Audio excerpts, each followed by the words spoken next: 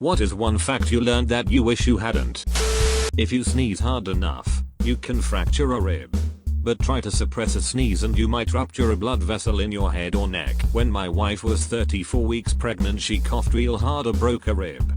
That poor woman gave birth naturally with no epidural, low white cell count, and a broken rib. She is the toughest person I know. There's a certain species of beetle where the male drills a hole into the female with his penis to create a vagina in order to reproduce. There's a species of redditor that does this with anything they find lying around the house. Within 3 days of death, the enzymes from your digestive system begin to digest your body. Self post-mortem. If you are hung upside down and sawed in half, crotch to head, you wouldn't die until the saw hit your lungs. How the fuck did you find this out? It was a popular torture execution back in medieval times also, you know, common knowledge of anatomy, since there isn't anything immediately vital in between your balls and lungs. Edit. Okay guys, geez, I get it, I forgot about the lower aorta and renal arteries. The human anus can expand to 8-9 inches. Raccoons can get into a hole 6 inches across. The reason we know this is because of torture. Torture or torture depends on how masochistic you are. That the skin of your lips are same as the skin at your anus. Now every time I lick my lips I feel weird. Brings a whole new meaning to pucker up. Whole new meaning, I see what you did there. That most people alive will be forgotten forever within a couple of generations. For at most. That means you, me, your friends, lovers, everyone. Coco is a kid's movie but it portrayed this concept quite beautifully.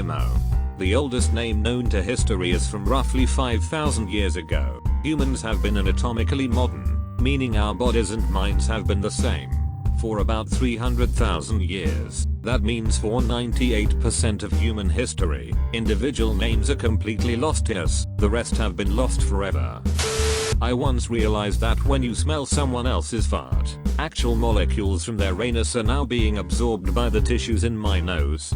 Smelling is transfer of matter. These particles are called farticles. On the bright side, what makes excrement related stuff gross is objectively the microorganism, and you are getting particles on a much smaller scale.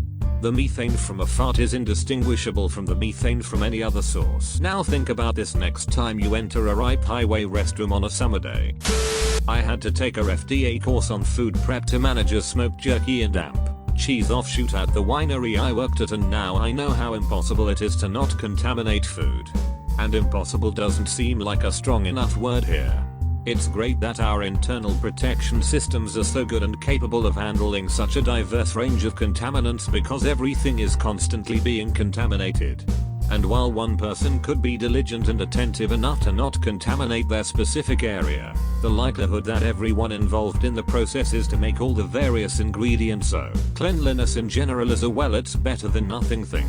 Like we know that eating rancid food and living in feces is going to be worse for you than not doing those things. But you're right in that there's no such thing as 100% sanitary clean. Just the best we can reasonably do. And in most cases for people with healthy immune systems, the contaminants you're likely to encounter in everyday places aren't going to hurt you much because your body is exposed to them so constantly. A pristine environment makes you less healthy overall. I worked in the produce section at a large store, and let me tell you, the amount of food just fucking thrown on the floor and put right back onto the racks for people to buy is disgusting. So make sure to wash all your produce. Yes, even the stuff inside the sealed bags. The freaking ancient Romans used crushed mouse brains as toothpaste. Was it effective? They also used human urine. You're welcome.